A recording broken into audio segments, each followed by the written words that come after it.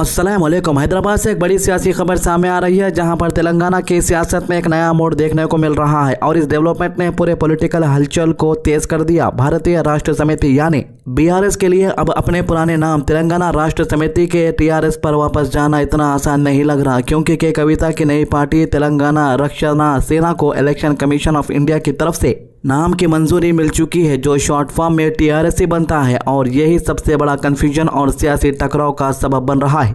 हैदराबाद में सियासी माहौल गर्म है, क्योंकि बीआरएस जो कि पहले टीआरएस के नाम से जानी जाती थी, अब एक मुश्किल फैसले के सामने खड़ी है। पार्टी के अंदर कई नेता और कार्यकर्ता ये महसूस कर रहे हैं कि बीआरएस नाम आवाम के दिल तक उतना कनेक्ट नहीं कर पाया जितना टीआरएस करता था, इसलिए पार्टी लीडरशिप फिर से पुराने नाम पर लौटने का सोच रही थी। लेकिन इसी बीच के कविता ने अपनी नई पार्टी तेलंगाना रक्षणा सेना का ऐलान कर दिया, जिसका शॉर्ट नाम भी टीआरएस है और इसी पर इलेक्शन कमीशन ने इनिशियल अप्रूव भी दे दिया है, जिसने बीआरएस के प्लान को झटका दिया। यहाँ एक और इम्पोर्टेंट बात समझना जरूरी है कि इलेक्शन कमीशन के रूल्स के मुताबिक किसी भी नए पार्टी नाम को फाइनल अप्रूव मिलने से पहले 30 दिन का ऑब्जेक्शन पीरियड होता है, जिसमें दूसरे पार्टीज अपने एतराज दर्ज कर सकती है। बीआरएस ने एक सीनियर फंक्शनरी ने कहा है कि अभी फिलहाल परमिशन नहीं मिली है और वो जरूर ऑब्जेक्शन फाइल करेंगे, लेकिन साथ ही उन्होंने ये भी माना कि कविता ने नए पार्टी नाम के बाद अब टीआरएस वापस जाना पॉलिटिकली मुश्किल हो सकता है, क्योंकि दो अलग पार्टीज का एक ही शॉर्ट नाम होना वोटर्स के लिए कंफ्यूजन पैदा करेगा।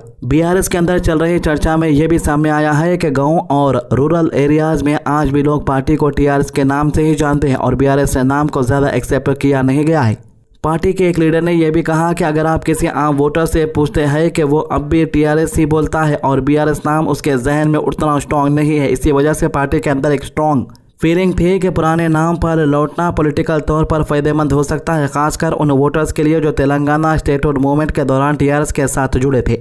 याद रहे कि के चंद्रशेखर राव, जिन्हें केसीआर के नाम से भी जाना जाता है, इन्होंने साल 2022 में टीआरएस का नाम बदलकर भारतीय राष्ट्र समिति रखा था और उस वक्त इन्होंने नेशनल लेवल पर पार्टी को एक्सपेंड करने का बड़ा प्लान अनाउंस किया था। इन्हें पूरा भरोसा था कि 2014 और 2018 की तरह 2023 में भी पार्टी जीत हासिल करेगी, लेकिन ग्राउंड रियलिटी कुछ और ही निकली। 2023 के तेलंगाना असेंबली इलेक्शन में कांग्रेस ने जबरदस्त जीत हासिल की और 119 में से 64 सीट जीती, जबकि बीआरएस सिर्फ 39 सीट तक लिमिट हो गई, जो पार्टी के लिए एक बड़ा झटका था। इलेक्शन के दौरान 100% केसीआर कॉन्फिडेंट थे कि इस बार भी बीआरएस पार्टी तेलंगाना के अंदर सरकार बनाएगी, क्योंकि बीआरएस पार्टी ने जो काम करके तेलंगाना के अंदर और हैदराबाद के अंदर दिखाया है वो किसी पार्टी ने नहीं किया था।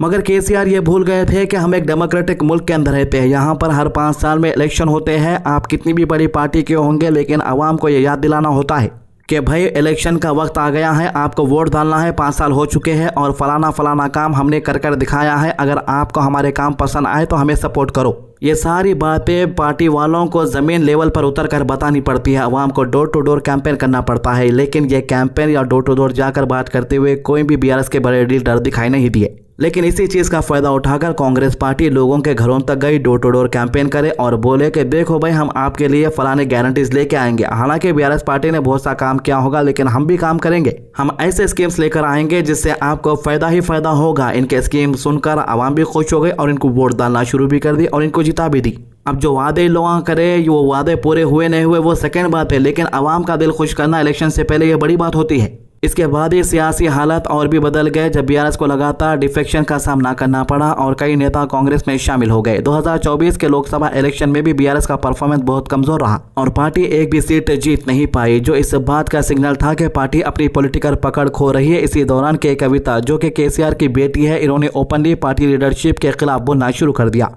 और अपने ही खानदान के फैसलों पर सवाल उठाए। कविता की सियासी जर्नी भी उतार चढ़ाव से भरी रही है, क्योंकि यह निजामाबाद से एमपी का इलेक्शन हार चुकी है।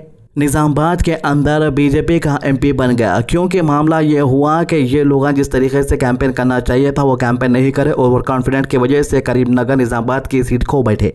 तो निजामाबाद के एमपी का इलेक्शन हारने के बाद इसके बाद इन्हें कोई बड़ा इलेक्टोरल सक्सेस नहीं मिला। हालांकि इन्होंने बीआरएस के टिकट पर एमएलसी सीट जीती थी और लेजिस्लेटिव काउंसिल का हिस्सा रहे, लेकिन पार्टी के अंदर इनकी पोजीशन धीरे धीरे कमजोर होती गई। आखिरकार इन्हें पार्टी से निकाल दिया गया, जिसके बाद इन्होंने अपनी सियासी पहचान बनाने का फैसला किया और तेलंगाना रक्षणा सेना का ऐलान कर दिया और इस लड़ाई झगड़े का फायदा बीजेपी पार्टी को भरपूर हुआ। बीजेपी के पार्टी के एमपीज भी बन गए तेलंगाना के अंदर, एमएलएस भी बन गए और कॉर्पोरेटर्स भी बन गए बड़ी तादाद में। अब सीधा बीजेपी की नजर तेलंगाना असेंबली के अंदर सिर्फ और सिर्फ चीफ मिनिस्टर बनाने के है और वो 100% कॉन्फिडेंट भी है कि इस बार इनका ही सीएम बनेगा। सियासी एनालिस्ट का कहना है कि अगर कविता अपनी नई पार्टी के जरिए ग्राउंड पर सपोर्ट जमाने में कामयाब होती है तो इसका सीधा असर बीआरएस के वोट बैंक पर पड़ेगा। ये भी मुमकिन है कि बीआरएस के वोट डिवाइड हो जाएंगे, जिसका सबसे ज्यादा फायदा रूलिंग पार्टी कांग्रेस और जो पार्टी रूलिंग में नहीं है बीजेपी को होगा। लेकिन यह काम इतना आसान नहीं होगा क्योंकि कविता की पॉपुलैरिटी अभी उतनी स्ट्रांग नहीं है जितनी इनके वालिद केसीआर की थी। केसीआर तेलंगाना स्टेटहुड मूवमेंट को लीड किए थे और लोगों के दिलों में एक अलग जगह बनाए हुए हैं अभी भी। अब जो बातें पब्लिक के सामने नहीं आई उसके मुताबिक कविता और बीआरएस के बीच दूरी का एक बड़ा सबब यह भी था कि यह पार्टी में एक बड़ा रोल चाहती थी, लेकिन ये मुमकिन नहीं था क्योंकि केसीआर के बेटे और बीआरएस के वर्किंग प्रेसिडेंट केटी रामाराव को अगला लीडर माना जा रहा है। इसी वजह से कविता के लिए पार्टी के अंदर स्पेस कम होता गया और आखिरकार इन्होंने अलग रास्ता चुन लिया। बीआरएस ने जब टीआरएस के रूप में काम किया था तब उसने तेलंगाना के लोगों के सपनों को रिप्रेजेंट किया था, खासकर नौकरी, बेहतर जिंदगी और स्टेटहुड के मुद्दों पर। लेकिन वक्त के साथ कई लोगों में नाराजगी भी बढ़ने लगी क्योंकि उन्हें लगा कि पार्टी इनके एक्सपेक्टेशन पर खड़ी नहीं उतर पाई और इसी नाराजगी का नतीजा 2023 के इलेक्शन में देखने को मिला। क्योंकि कुछ लोग यही चाहते थे कि पार्टी नेशनल लेवल पर ना जाए बल्कि जो लोकल यानी तेलंगाना तक ही लिमिटेड रहे और तेलंगाना के आवाम की खिदमत में रहे और स्ट्रांग बनकर रहे। अब कविता भी इसी सेंटीमेंट को दोबारा जिंदा करने की कोशिश करेंगे जिसे कभी इनके वालिद ने यूज किया था तेलंगाना के अलग राज्य के लिए आंदोलन के दौरान। तो इसमें कोई शक नहीं है कि इस बार तेलंगाना असेंबली इलेक्शन के अंदर बहुत बड़ी टक्कर देखने को मिल सकती है क्योंकि हर पार्टी अपनी पूरी ताकत लगाएगी। इससे पहले कांग्रेस के चीफ मिनिस्टर मौजूदा रेवंत रेड्डी ने कह दिया था कि जब तक वो रहेंगे तब तक केसीआर कभी दोबारा चीफ मिनिस्टर नहीं बन सकेंगे। और बात करें एआईएमआईएम की तो एआईएमआईएम भी इस बार आने वाले इलेक्शन के अंदर अपनी सीट बढ़ाने की बात पहले ही कह चुके हैं क्योंकि काफ़ी लोग यही इल्ज़ाम लगा रहे हैं कि एआईएमआईएम तेलंगाना के अंदर काफ़ी सालों से बहुत कम सीटों के ऊपर इलेक्शन लड़ी है क्योंकि 7 सीटें ये जीत पाई है, उसके आगे एक सीट भी नहीं बढ़ी। और इसके अलावा एआईएमआईएम पार्टी ज़्यादा सीटों पर भी इलेक्शन नहीं लड़ती, इसकी वजह भी लोग जान रहे थे क्योंकि वेस्ट बंगाल की अपन बात करें, महाराष्ट्र की बात करें, बिहार की बात करें, जबकि दूसरे स्टेट के अंदर एआईएमआईएम पार्टी अपने 30 से 40 कैंडिडेट मैदान में उतार देती है, खासतौर से असेंबली इलेक्शन के अंदर। तो इसीलिए सबकी नजरें इस बार एआईएमआईएम पार्टी पर भी रहेंगी, खासतौर से तेलंगाना के अंदर के कितने सीटों पर पार्टी अपने कैंडिडेट उतारती है। अब बात की जाए कांग्रेस के अलायंस की तो हाल ही में देखा गया है कि एआईएमआईएम पार्टी के कुछ लीडर्स ने कांग्रेस के खिलाफ बयानबाजी भी की है।